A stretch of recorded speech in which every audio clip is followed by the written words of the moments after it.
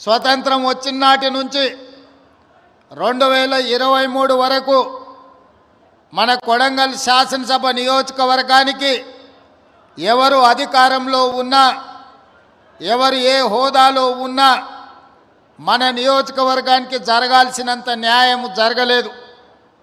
అందుకే 2023 డిసెంబర్లో జరిగిన ఎన్నికల సందర్భంగా పెద్దలు గురునాథ్ రెడ్డి గారు, అదేవిధంగా శాసనసభ నియోజకవర్గంలో ఉన్న ప్రజలందరూ ఆలోచన చేసి ఈసారి ఖచ్చితంగా ఈ రాష్ట్రంలో కాంగ్రెస్ ప్రభుత్వం ఏర్పడాలి, ఆ ప్రభుత్వానికి కొడంగల్ శాసనసభ నియోజకవర్గం నాయకత్వం వహించాలి అని మీరందరూ కలిసికట్టుగా కష్టపడి అత్యధిక మెజారిటీతో ఇక్కడి నుంచి నన్ను శాసనసభ్యుడిగా ఎన్నుకుంటే శ్రీమతి సోనియా గాంధీ గారు, మల్లికార్జున్ ఖర్గే గారు, రాహుల్ గాంధీ గారు ఈరోజు ఈ రాష్ట్రానికి ముఖ్యమంత్రిగా నన్ను నియమించడం జరిగింది.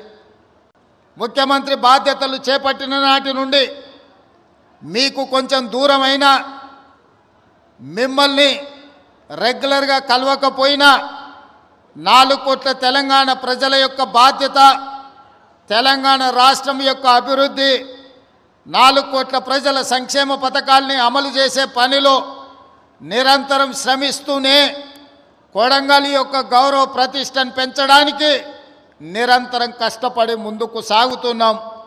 ఇవాళ రాష్ట్రం నలుమూలల కొడంగల్ శాసనసభ నియోజకవర్గం నుంచి ప్రజలు చూస్తున్నారు.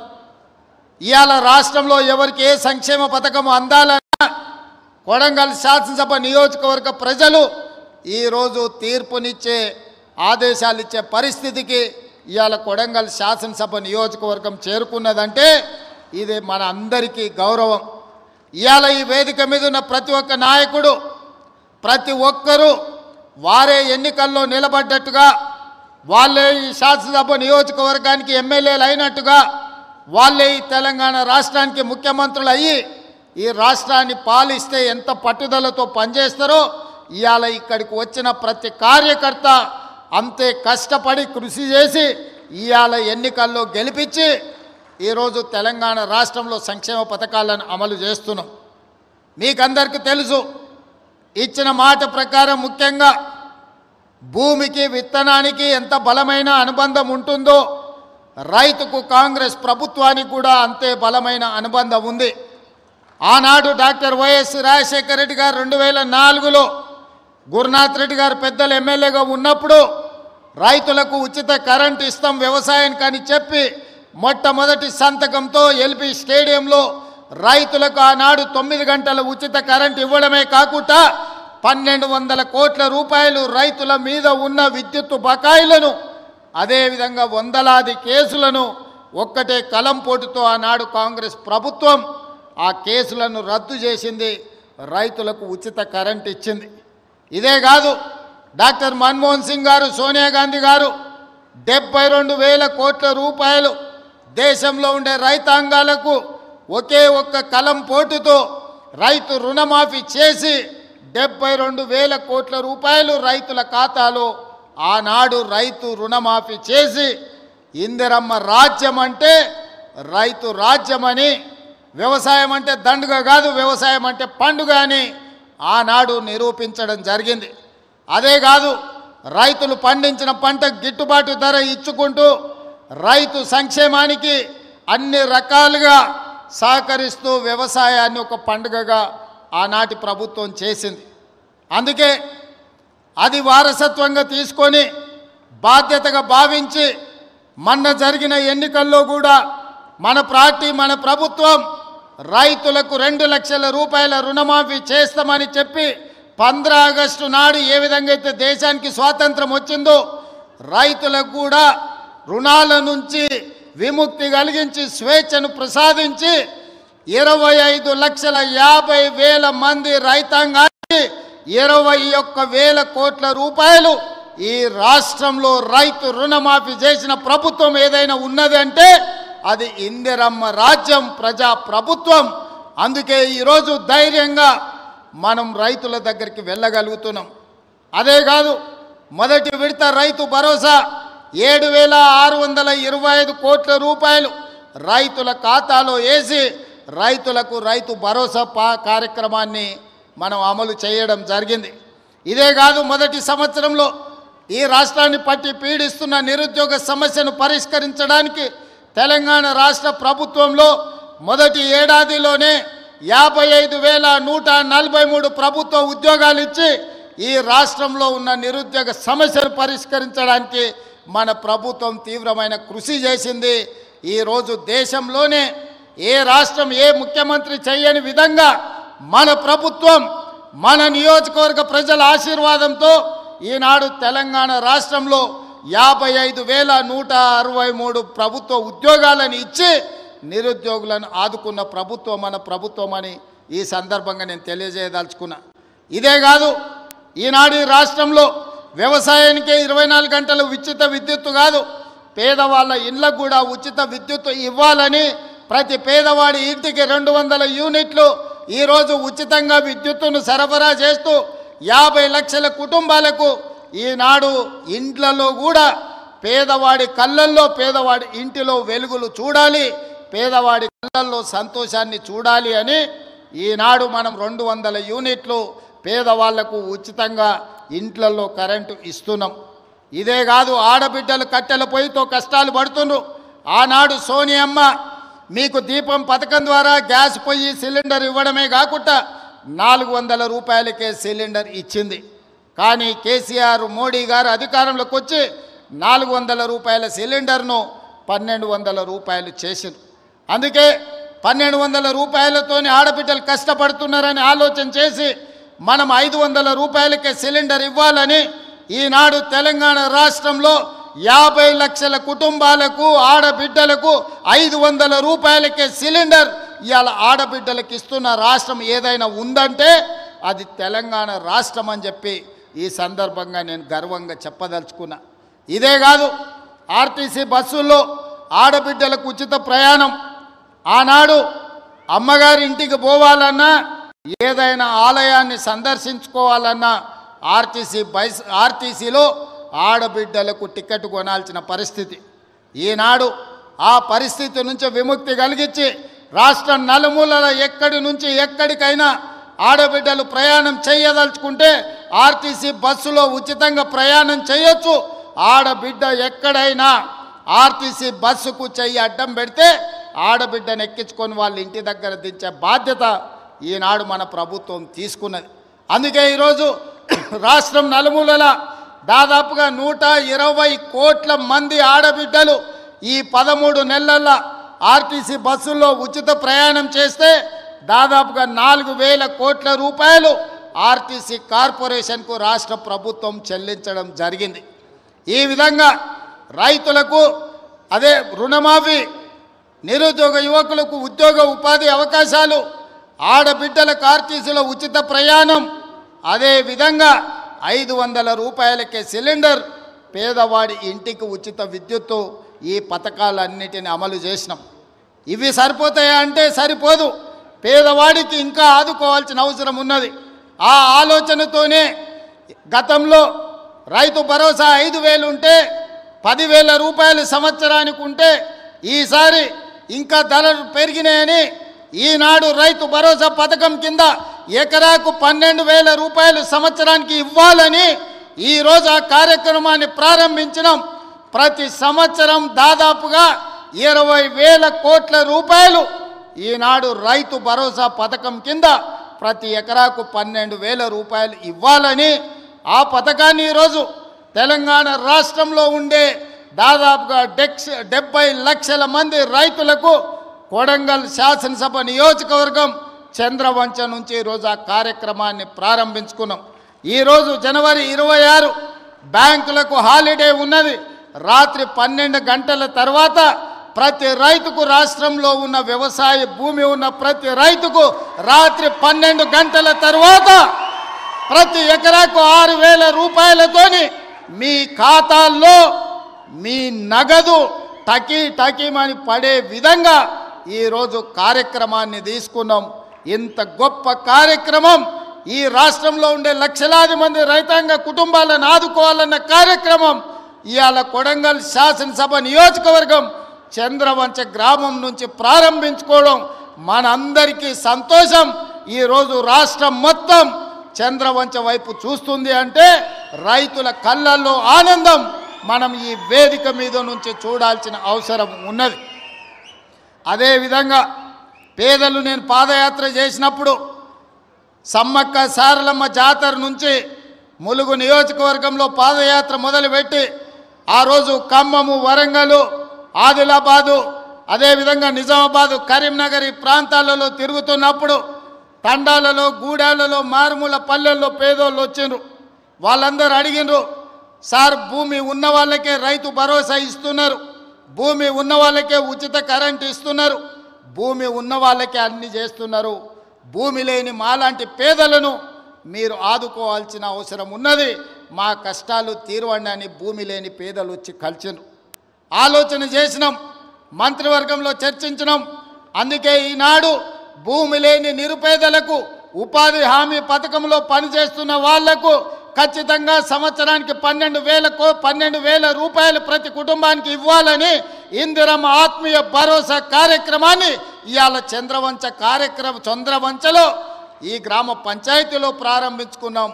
దాదాపుగా ఇందిరమ్మ ఆత్మీయ భరోసా కార్యక్రమం 10 లక్షల కుటుంబాలకు మేలు జరగబోతుంది. ఇవాళ భూమి లేని నిరుపేదలను, ముఖ్యంగా దళితులను, గిరిజనులను, ఆదివాసులను, బలహీన వర్గాలను ఆదుకోవడానికి పథకం తీసుకొచ్చినాం. వాళ్ళ ఖాతాలో కూడా సంవత్సరానికి 12,000 రూపాయలు వేయబోతున్నాం. వాళ్ళ నగదు కూడా రాత్రి 12 గంటల తర్వాత బదిలీ కాబోతున్నదని చెప్పి నేను ఈ సందర్భంగా తెలియజేయదలుచుకున్నా. అదేవిధంగా ఇందిరమ్మ ఇల్లు, పేదవాళ్ళకి ఇందిరమ్మ ఇల్లు అనగానే డాక్టర్ వైఎస్ రాజశేఖర రెడ్డి గుర్తొస్తాడు. ఆనాడు 2004 నుంచి 2014 వరకు ప్రతి పేదవాడికి ఇల్లు లేని ప్రతి వాడికి ఇల్లు కట్టుకోవడానికి ఆనాడు ఇందిరమ్మ ఇల్లు ఇచ్చినాం. 2004 నుంచి 2009 వరకు, 2009 నుంచి 2014 వరకు నేను గురునాథ్ రెడ్డి గారు ఎమ్మెల్యేలుగా ఉన్నప్పుడు ఈ నియోజకవర్గంలోనే రాష్ట్రంలో అత్యధికంగా తెలంగాణ రాష్ట్రంలో ఇందిరమ్మ ఇండ్లు తీసుకున్న నియోజకవర్గం ఉందంటే దాదాపుగా 36,000 ఇండ్లు ఈ నియోజకవర్గంలో మేమిద్దరం ఆనాడు పేదలకు ఇప్పించినాం. చంద్రశేఖరరావు కడుపు మండి 2014లో అధికారంలోకి వచ్చిన తర్వాత ఎందుకు కొడంగల్ పేదలకు అత్యధికంగా ఇండ్లు ఇచ్చిండ్రని సిబిసిఐడి ఎంక్వైరీ చేసిండు. కానీ ఆయన ఎన్నికలప్పుడు మనకు మాట చెప్పిన డబుల్ బెడ్రూమ్ ఇల్లు ఇస్తా అని. నేను అడుగుతున్న ఈడున్న కొడంగల్ శాసనసభ నియోజకవర్గ యువకులను చాలామంది ఇక్కడికి వచ్చిండ్రు. మీ గ్రామాలలో ఎవరికైనా డబుల్ బెడ్రూమ్ ఇల్లు వచ్చిందా? ఎవరికైనా వచ్చిందా? మొత్తం మన నియోజకవర్గంలో కూడా ఏ ఒక్కరికొక డబుల్ బెడ్రూమ్ ఇల్లు ఇయ్యలే. ఊరికో కోడి, ఇంటికో ఈక కూడా ఆనాడు ప్రభుత్వం ఇవ్వలేదు.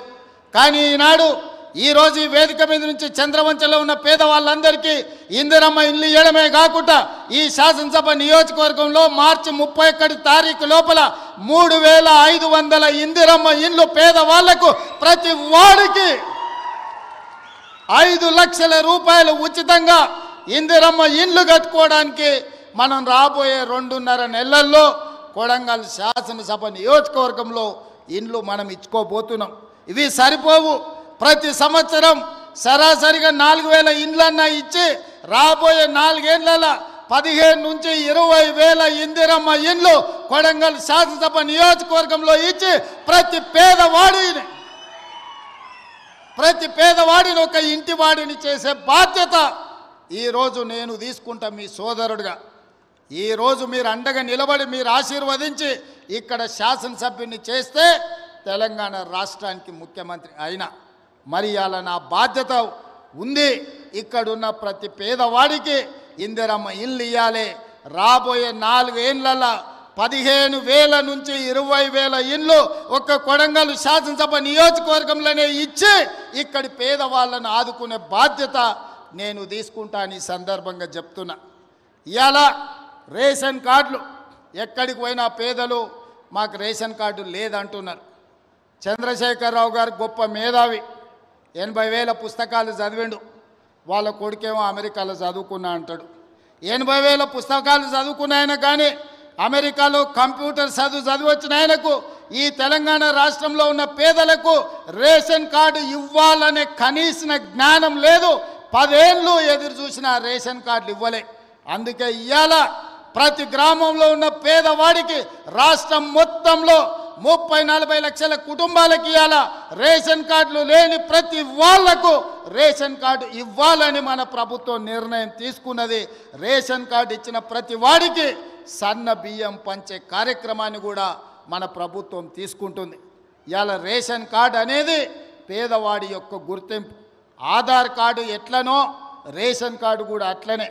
ఎక్కడికి పోయినా ఏమున్నా లేకపోయినా పేదవాడిని అధికారులు రేషన్ కార్డు ఉందా అని అడుగుతారు. మరి ఇవ్వాల్సిన అధికారులు గత ప్రభుత్వం 10 ఏళ్ళు రేషన్ కార్డులు ఇవ్వలేదు. అందుకే ఇవాళ మనం ప్రతి గ్రామంలో గ్రామ సభలు పెట్టి గ్రామ సభల ద్వారా మన దగ్గర ఉన్న సమాచారాన్ని ఇవ్వడమే కాదు, రేషన్ కార్డులు రాని వాళ్ళను వివరాలు లేని వాళ్ళను గ్రామ సభలల్లో మీ వివరాలు ఇవ్వండి, మీ అందరికీ రేషన్ కార్డులు ఇస్తామని చెప్పి మన ప్రభుత్వ అధికారులను గ్రామాలకు పంపించినాం.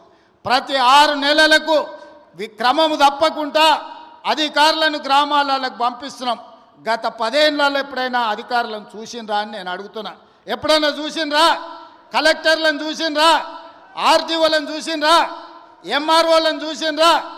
అధికారులు ఎవరైనా మన గ్రామాలకు వచ్చినరా? ఇప్పటికే 3 సార్లు మనం గ్రామ సభల ద్వారా గ్రామాలకు అధికారులను పంపించి ప్రజల దగ్గరికి పంపించి ప్రజా పరిపాలనలో ప్రజలకు మీరు జవాబుదారీతనంగా ఉండాలి, ప్రజలకు వెళ్ళి వివరించండి అని చెప్పి ప్రతి అధికారిని గ్రామ బాట పట్టించినాం. గతంలో పని కావాలంటే ఫామ్ హౌస్కు పోవాల్సి ఉండే, కానీ ఇప్పుడు ఆ విధానం మార్చినాం. ప్రజల దగ్గరికే అధికారులను పంపించినాం, ప్రజల దగ్గరికే ఎమ్మెల్యేలను పంపించినాం, ప్రజల దగ్గరికే మంత్రులను పంపించినాం, ప్రజల దగ్గరికే ఈరోజు ముఖ్యమంత్రి కూడా వచ్చాడు. ప్రజలే రాజులు, ప్రజలే పాలకులు. ప్రజల దగ్గరికి ప్రభుత్వ అధికారులైనా మంత్రులైన ముఖ్యమంత్రులైన ప్రజల దగ్గరికి వెళ్ళాల్సిందే, ప్రజల ముందు నిలబడాల్సిందే అని మన ప్రభుత్వం వచ్చినాక మార్పు తీసుకొచ్చినాం.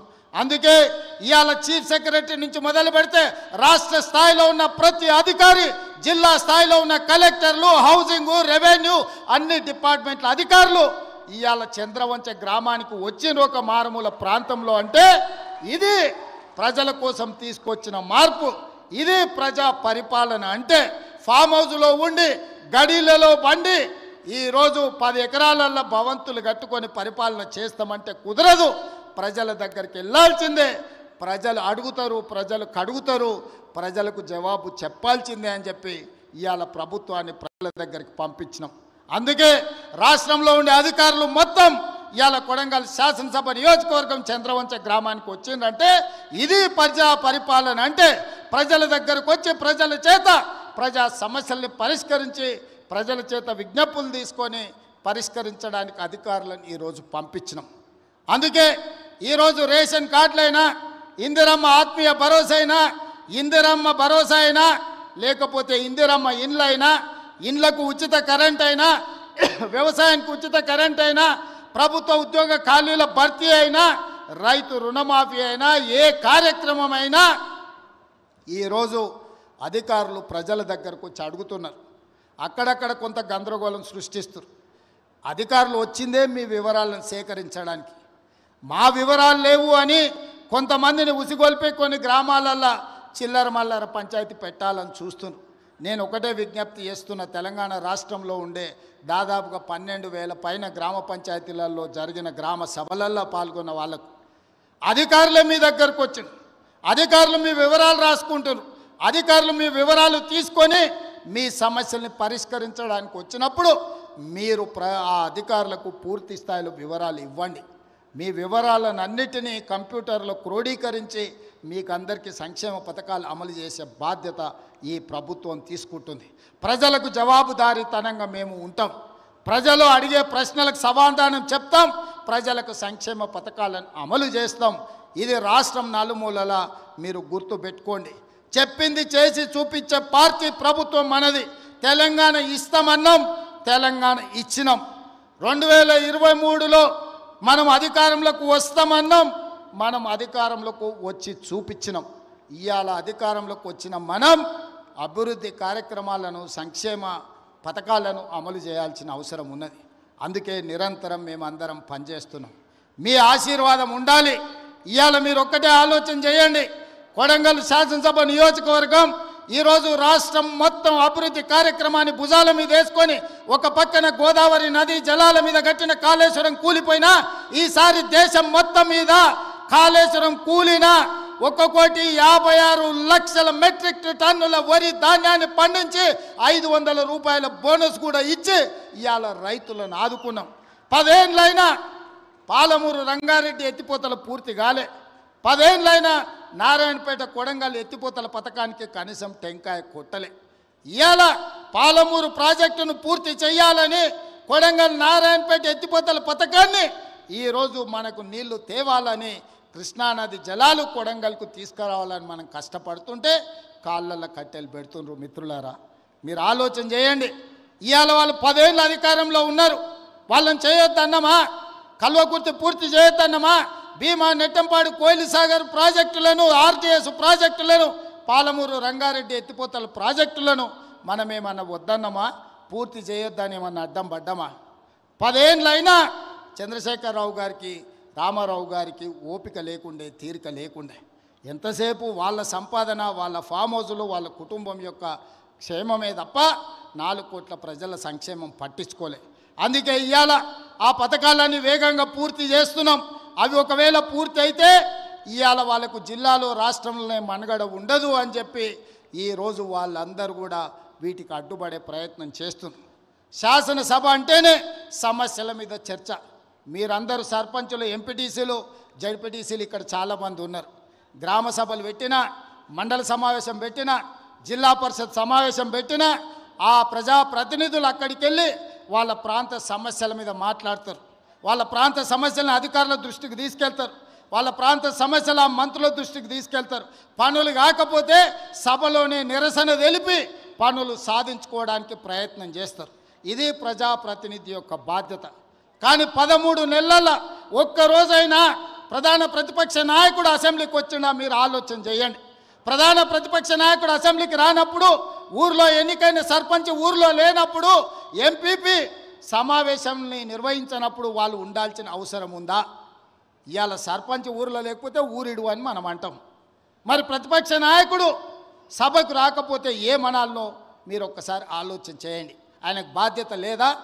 అధికారం ఉంటే అధికారం చెలాయిస్తాడు, అధికారం అడ్డం పెట్టుకొని కొల్లగొడతాడు. ఇది తప్ప ప్రతిపక్ష నాయకుడిగా వారు బాధ్యతలు నిర్వహించరా అని నేను అడుగుతున్నా. బాధ్యత నిర్వహించినప్పుడు వారికి ఆ పదవి ఎందుకు అని చెప్పి నేను ఈ వేదిక మీద నుంచి ప్రశ్నిస్తున్నా. అందుకే ఇవాళ ఆలోచన చేయండి. కొడంగల్ శాసనసభ నియోజకవర్గంలో పరిశ్రమలు తేవాలి, మన నిరుద్యోగ యువకులకు ఉద్యోగ ఉపాధి అవకాశాలు కల్పించాలి అని ఈ నియోజకవర్గంలో మనము రైతులను ఒప్పించి ఒక 1300 ఎకరాల భూసేకరణ చేయాలని చూసినాం. అక్కడికి పరిశ్రమలు తెస్తే 40-50 వేల మందికి ఉద్యోగ ఉపాధి అవకాశాలు వస్తాయి. వెనుకబడిన మన ప్రాంతం, 70 ఏళ్ళు మనల్ని ఎవరిని పట్టించుకొని ప్రాంతం, ఇవాళ మనకు ఒక అవకాశం వచ్చింది. ఈ అవకాశంతో ఇక్కడ పరిశ్రమలు తెచ్చి ఇక్కడ పెట్టుబడులు పెట్టించి మన చదువుకున్న నిరుద్యోగ యువకులకు ఉద్యోగాలు ఉపాధి అవకాశాలు కల్పించి ఇక్కడున్న ఆడబిడ్డలను ఆదుకోవాలని ఒక పరిశ్రమ తెస్తే ఆ పరిశ్రమ భూసేకరణకు పోయిన అధికారుల మీద దాడులు చేయిస్తారు, రాళ్లతో కొట్టిస్తారు, వాళ్ళని చంపాలని చూస్తారు. ఇదేనా న్యాయం? మనం ఒకవేళ అట్లనే ఆ ప్రభుత్వంలో చేసి ఉంటే 10 ఏళ్ళు వాళ్ళు పరిపాలన చేతురా? కొడంగల్కి ఒక్క పైసదేలే, ఒక పరిశ్రమ రాలే. ఇవాళ మనకు అవకాశం వచ్చినప్పుడు మనం చేసుకుందామంటే ఇవాళ అధికారుల మీద దాడులు చేపిస్తారు. ఈ విధానం మంచిదా? మీరు ఒక్కసారి ఆలోచన చేయండి. వెనుకబడ్డ మనం ఎప్పటికీ వెనుకబడే ఉండాలనా? ఎప్పటికీ మన పిల్లలు ఇట్లనే ఉండాలనా? ఎప్పటికీ మన పిల్లలు కోస్గి బస్టాండ్లనో, లేకపోతే కొడంగల్ బస్టాండ్లనో, మద్దూరు బస్టాండ్లనో, దౌలతాబాద్ బస్టాండ్లనో, లేకపోతే గుండుమాల్ చౌరస్తల్లో ఇంకా లుంగీలు కట్టుకొని ఖాళీగానే తిరగాలనా? మన పిల్లలు చదువుకోవద్దా? మన పిల్లలు డాక్టర్లు, లాయర్లు, ఇంజనీర్లు కావద్దా? మన పిల్లలు పరిశ్రమలలో పని చేయొద్దా? వాళ్ళ పిల్లలు చదువుకొని ఐఏఎస్లు, ఐపీఎస్లు కావద్దా? మన కొడంగల్కు మెడికల్ కాలేజ్ వద్దా? మన కొడంగల్కి ఇంజనీరింగ్ కాలేజ్ వద్దా? మన కొడంగల్కు పాలిటెక్నిక్ కాలేజ్ వద్దా? మన కొడంగల్కు డిగ్రీ కాలేజ్ వద్దా? ప్రతి మండలానికి జూనియర్ కాలేజ్ వద్దా? మన పిల్లలు చదువుకోవడానికి విద్యాలయాలు కొడంగల్లో ఉండాలనా లేదా ఆలోచన చేయండి. చదువుకోవడానికి మన పిల్లలకు విద్యాలయాలు ఉండాలని చదువుకున్న మన పిల్లలకు ఉద్యోగ ఉపాధి అవకాశాలు రావాలని ఆ పరిశ్రమలను తీసుకొచ్చే ప్రయత్నం నేను చేస్తుంటే చంద్రశేఖరరావు ఆయన మనుషులు మనకు అడ్డం పడి ఎట్లయినా కొడంగల్ను ముంచాలని ఇవాళ కొడంగల్ అభివృద్ధికి అడ్డం పడుతున్నారు.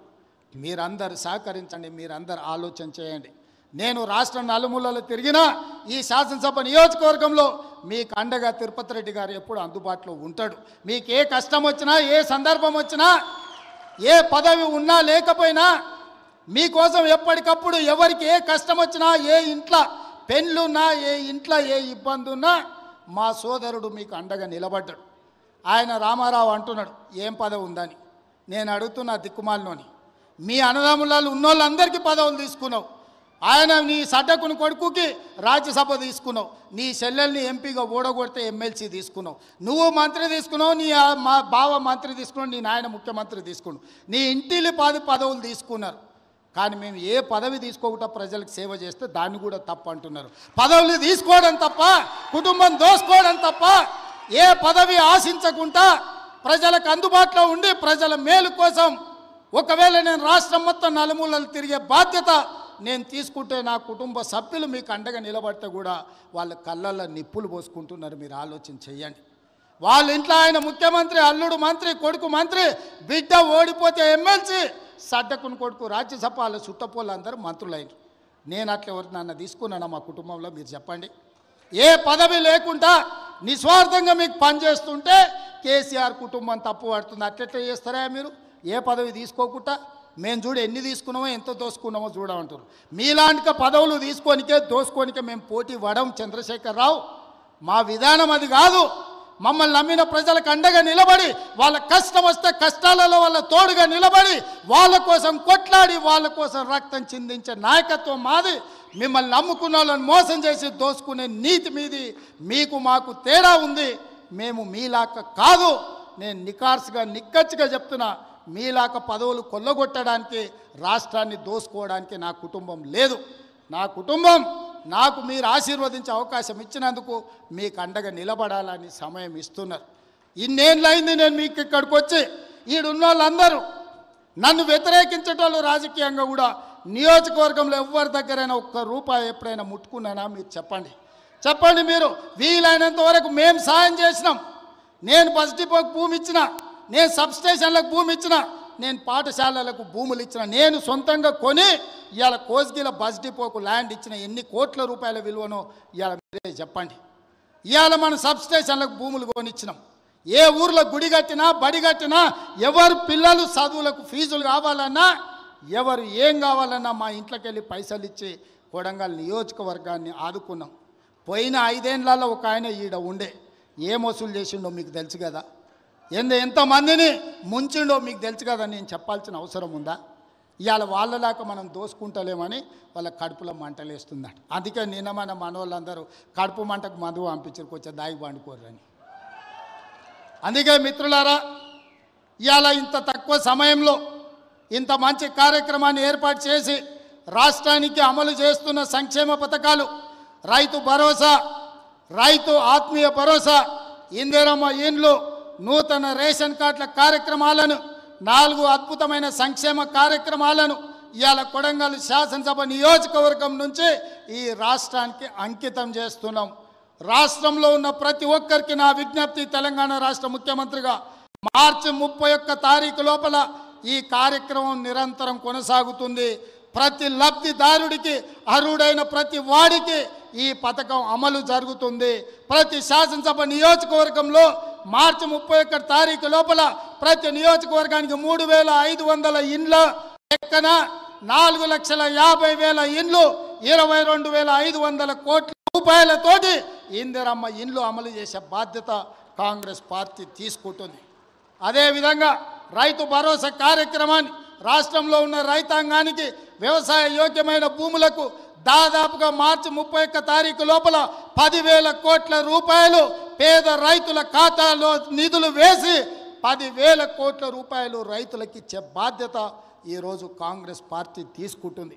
అదేవిధంగా ఇందిరమ్మ ఆత్మీయ భరోసా, భూమి లేని నిరుపేదలకు ప్రతి పేదవాడి కుటుంబానికి సంవత్సరానికి 12,000, మొదటి విడతగా దాదాపుగా 10 లక్షల కుటుంబాలకు 6,000 చొప్పున మార్చి 31 తారీఖు లోపల మీ ఖాతాలో వేసే బాధ్యత ఈరోజు ఈ ప్రభుత్వం తీసుకుంటుంది. దీంతో పాటు రేషన్ కార్డు లేని ప్రతి పేదవాడికి గ్రామంలో ఉన్న, ఒకవేళ హైదరాబాద్కు వలసపోయి లేకపోతే పూణేనో బొంబాయో ఎక్కడైనా వలసపోయినా మన ప్రాంతంలో నుంచి చాలామంది లంబాడి సోదరులు ఇతర ప్రాంతాలకు వలసపోతున్నారు. ఆ వలసపోయిన వాళ్ళు కూడా సొంత ఊరికి వచ్చి మీ రేషన్ కార్డులు తీసుకోండి. మీకు అందరికీ రేషన్ కార్డులు, రాష్ట్రంలో ఉండే అర్హులైన అందరికీ రేషన్ కార్డులు ఇచ్చే బాధ్యత మన ప్రభుత్వం తీసుకుంటుంది. రేషన్ కార్డు ఉన్న ప్రతి వాళ్లకు సన్న బియ్యం ఇచ్చే బాధ్యత మన ప్రభుత్వం తీసుకుంటుంది. కాబట్టి మిత్రులారా, ఈ పథకాలన్నిటిని అమలు చేయాలంటే మీరు అండగా నిలబడండి. ఈ పథకాలన్నీ ఎవరు అడ్డుపడ్డా వాళ్ళని అడ్డు తొలగించుకొని వీటిని అమలు చేసే బాధ్యత నేను తీసుకుంటా. కొడంగల్ శాసనసభ నియోజకవర్గం ఇక్కడ ప్రజలు నాకు అండగా నిలబడి ఆశీర్వదించి నన్ను ప్రోత్సహించినంత కాలం తెలంగాణ రాష్ట్రానికి నాయకత్వాన్ని అందించడమే కాకుండా రాష్ట్రాన్ని అభివృద్ధి పదం వైపు నడిపి మొన్న 4 రోజులు దావోస్కి వెళ్తే 1,78,000 కోట్ల రూపాయలు తెలంగాణ రాష్ట్రానికి పెట్టుబడులు తెచ్చి అన్ని రాష్ట్రాల ముఖ్యమంత్రుల కంటే ముందున నిలబడి తెలంగాణ రాష్ట్రాన్ని అభివృద్ధి పదంలో పెట్టుబడులు తీసుకొచ్చినాం. అదేవిధంగా తెలంగాణ రాష్ట్రంలో సంక్షేమ పథకాలను అమలు చేసే బాధ్యత నేను తీసుకుంటా.